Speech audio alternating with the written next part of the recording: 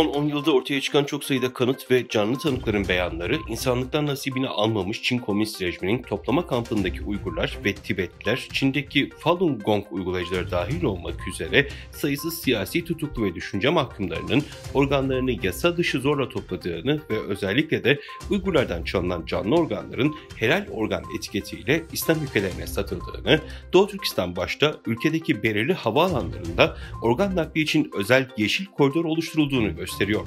Çin basınına yansıyan bilgilere göre Urumçi'deki organ bağışçılarının 24 bine ulaştığı dikkat çekiyor. Urumçi Akşam Gazetesi'nde 26 Mart'ta yer alan habere göre sözde Şinjiang Kızıl Haç Cemiyeti, Urumçi'de sözde Hayat ve Övünç adlı etkinlik düzenleyerek organ bağışçılarını anma programı gerçekleştirdi.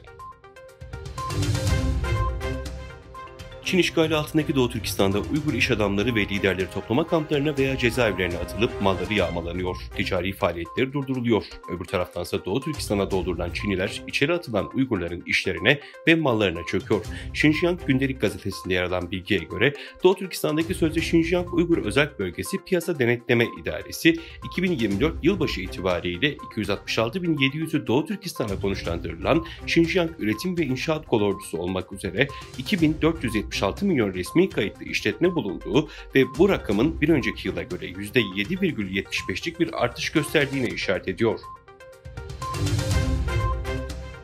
Çin vatandaşları Güney ve Orta Amerika'dan kuzeye Amerika Birleşik Devletleri'ne kaçan ya da sığınma arayan yeni bir grup haline geldi.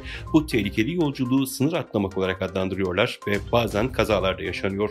Amerika'ya gelen yasa dışı göçmenler arasında Çin vatandaşlarının sayısı 12 yılda en belirgin şekilde arttı. İstatistiklere göre 2023 yılında ABD-Meksika sınırında 37 binden fazla Çin vatandaşı gözaltına alındı. Bu sayı 2021 yılına kıyasla 50 kat daha fazla. Çin Devlet Başkanı Xi Jinping, Endonezya'ya yükselen büyük ekonomilere sahip iki ülke olarak gelişmekte olan ülkeler arasındaki Güney-Güney işbirliğine öncülük etme çağrısında bulundu.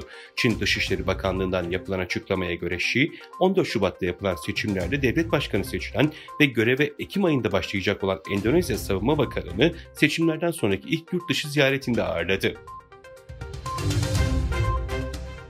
Fransa Dışişleri Bakanı Çin'e ziyaretinde Pekin'den Ukrayna'daki savaşın sonlandırılması için Rusya'ya açık mesaj vermesini istedi. Bakan, Çinli mevkidaşı Wang Yi ile Pekin'de görüşmesinin ardından düzenlenen ortak basın toplantısında Avrupa ile Çin arasındaki ticari ve ekonomik ilişkilerin yanı sıra Rusya-Ukrayna savaşına ilişkin değerlendirmede bulundu. Gazze'de yardım faaliyetlerinde bulunan sivil toplum kuruluşu World Central Kitchen'ın İsrail'in hava saldırısı sonucu 7 personelinin öldüğünü açıkladı.